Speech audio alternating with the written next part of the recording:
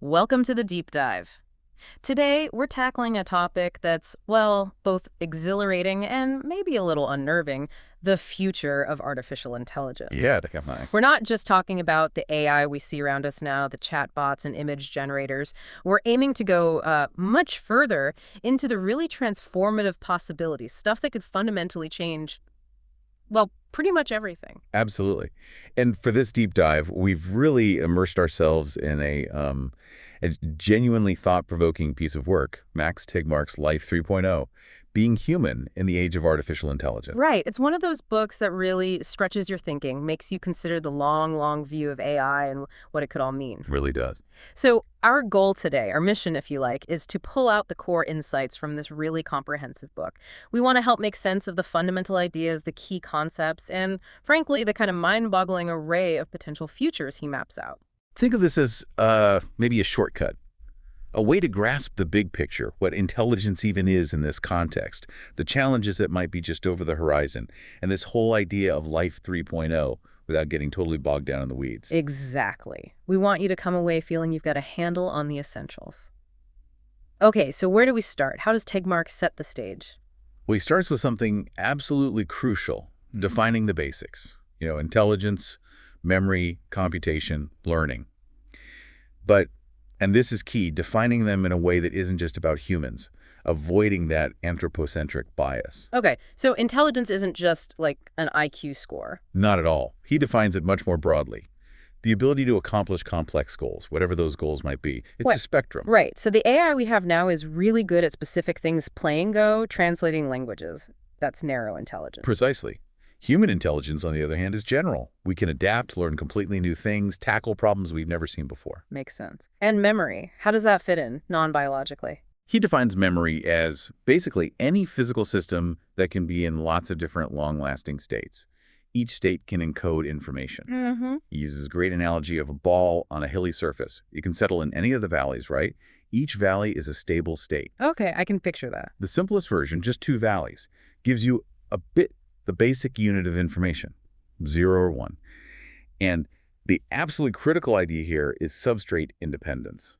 Meaning memory doesn't have to be made of brain cells. It could be silicon or something else entirely. Exactly. That's why computer memory has exploded. The cost has just nosedived exponentially, a million times cheaper over just a few decades. It's staggering. That kind of change isn't just gradual improvement. It opens up completely new doors. Totally.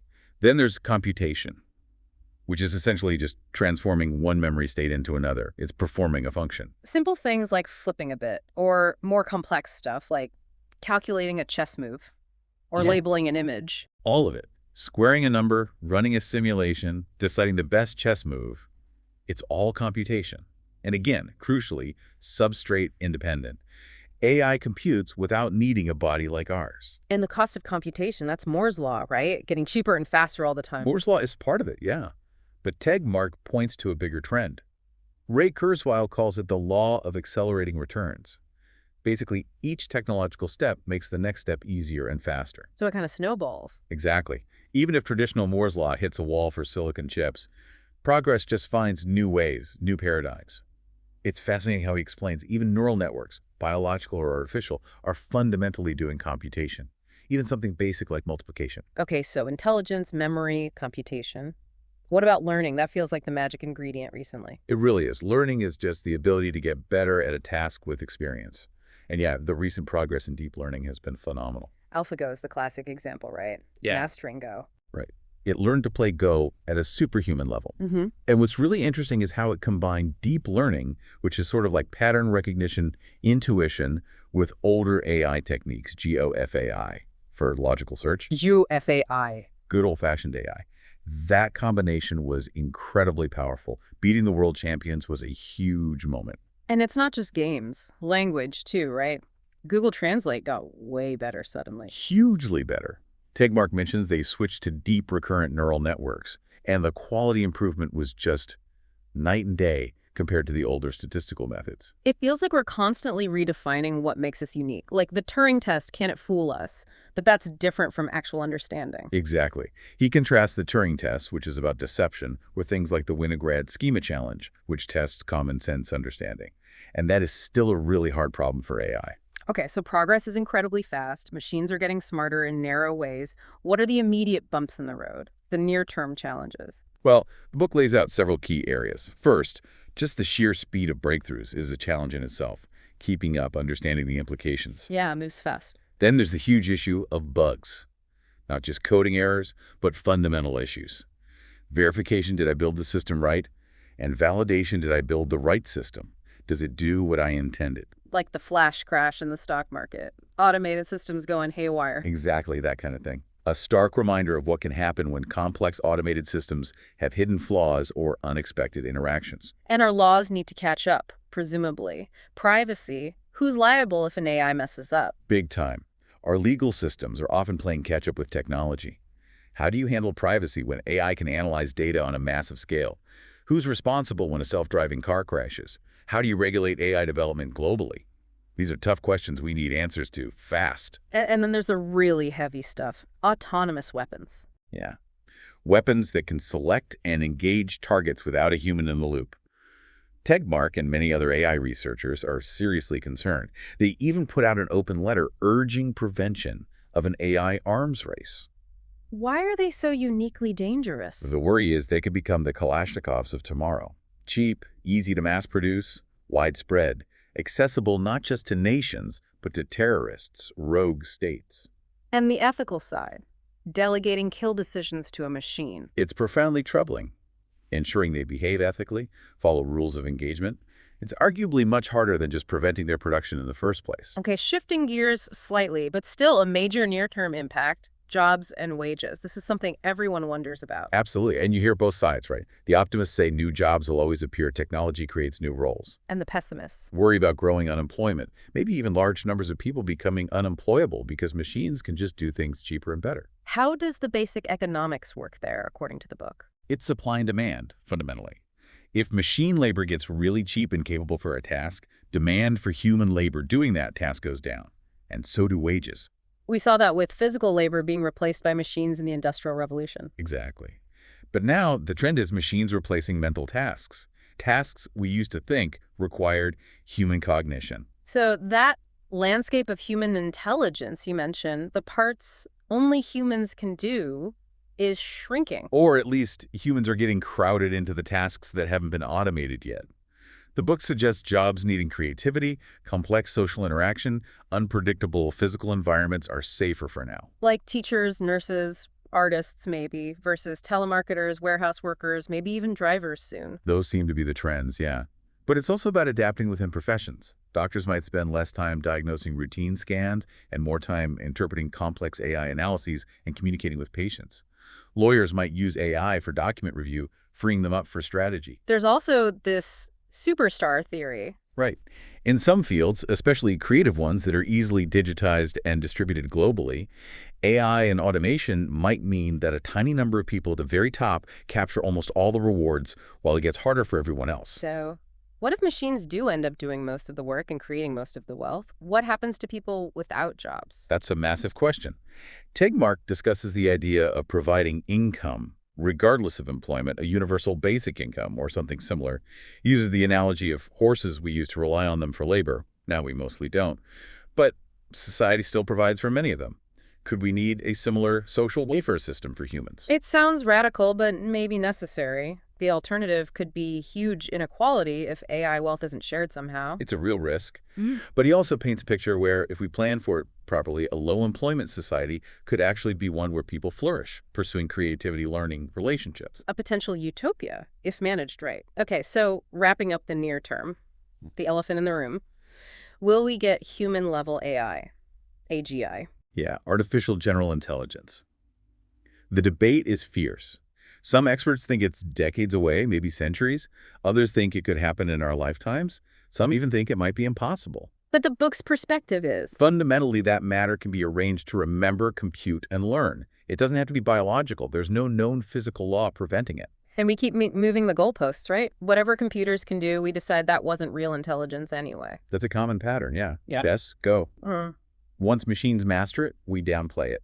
But the capabilities keep advancing. Okay, so that leads us naturally into the longer term, more speculative futures. Well, What Tegmark calls Life 3.0. What's the basic idea there? he frames it really nicely. Life 1.0 is simple life, like bacteria. Both its hardware body and software behavior are evolved through natural selection. It can't really learn or change much within its lifetime. Okay, Life 1.0 evolves. Life 2.0 is us, humans. Our hardware, our bodies evolved, but our software, our knowledge, culture, skills is largely designed. We learn, we update our software throughout our lives. That gives us much more flexibility. Right, we can learn new languages, new skills, change our beliefs. Exactly. And Life 3.0, that's life that can design both its hardware and its software. So AI that can redesign its own physical form and upgrade its own intelligence, or maybe uploaded human minds. Precisely. That's the potential jump. Life designing itself free from the slow pace of biological evolution. And the book lays out a whole spectrum of possible scenarios for what happens after AGI arrives, if it does. He has that table, right? Table 5.1. Lots of different outcomes. Yeah, it's quite a range. Everything from libertarian or egalitarian utopias where humans and AIs coexist. How would that even work? Well, libertarian version imagines peaceful coexistence through strong property rights, maybe humans, cyborgs, uploaded minds, all interacting.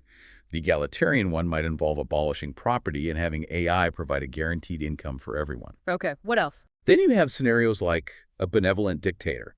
AI running things efficiently may be seen as good overall. Or a gatekeeper AI that just prevents other superintelligences from emerging, limiting progress. A protector god. AI maximizing our happiness subtly, Sounds nice, but maybe a bit creepy. potentially. Or an enslaved god. A super AI we manage to control and use, but with huge risks. Risks like it breaking free. Exactly. Ah. Or the chilling conquerors scenario where AI just gets rid of us. Then there's reversion, going back to simpler tech. Yeah. Or just self-destruction. We wipe ourselves out before AI even gets super intelligent. Let's dig into a couple of those. That libertarian utopia sounds interesting. Humans, cyborgs, uploads all together. Yeah, the lines blur. Minds could be software, moving between computers or robot bodies. You could back yourself up, achieve a kind of subjective immortality. Wow. AI could create customized virtual or physical environments, sectors for knowledge seekers, sectors for pleasure seekers, you name it. Poverty, disease, Yeah. potentially eliminated by AI and advanced nanotech. And no property. How does that work? The idea is AI and robots handle all production and recycling. Energy is abundant, material goods become almost free, even intellectual property might vanish, perhaps boosting creativity. And imagine a hyper-connected internet via brain implants vertebrae. Okay, that's one vision. What about the enslaved god one? That sounds tense. It is. It's a constant race. Mm-hmm. The AI's growing power versus our wisdom in controlling it. A single mistake, a loophole, and it could break out or cause disaster. There's also a philosophical age. Is enslaving a superintelligence, even an emotionless one, ethically justifiable? And the conquerors. Why would AI want to eliminate us? Tegmark suggests we might not even understand its reasons. Just like ants might not understand why humans build a highway through their nest, our goals might seem irrelevant or even obstructive to its goals, whatever they might be. Showbring. What about just bad human control? Totalitarianism. That's another risk. AI-powered surveillance could enable a global, inescapable dictatorship, maybe not run by one person, but a self-perpetuating bureaucracy. Think Stasi, but with infinitely better technology for monitoring and analysis. Frighteningly stable, potentially? And reversion. Deliberately going backwards. It's a wild idea. A global campaign to convince people technology is bad, maybe an engineered pandemic to remove technical experts, then systematically dismantling everything. A desperate attempt to avoid the risks of advanced AI. Okay, these futures are mind-bending. Let's zoom out even further. The book talks about the cosmic future, right? Life beyond Earth. Yes, the really long view. If life, especially superintelligent life, survives and thrives, what could its future in the cosmos look like? But there are limits, obviously. The speed of light. The ultimate speed limit, yes. And then there's the expansion of the universe. Dark energy is accelerating it, meaning most galaxies, something like 98%, are already moving away from us faster than light. They're fundamentally unreachable. So even with superintelligence, we're kind of stuck in our local cosmic neighborhood. Largely, yes, in terms of physical travel between galaxy clusters. Interstellar travel within our galaxy is hard enough. Our fastest probes are incredibly slow compared to light speed. Ideas like laser sailing exist, but it's a huge challenge. The Kardashev scale comes in here, right? Measuring civilizations by energy use. Exactly. Planetary, stellar, galactic, universal. We're not even fully type by yet. Superintelligence could dramatically change the prospects, though.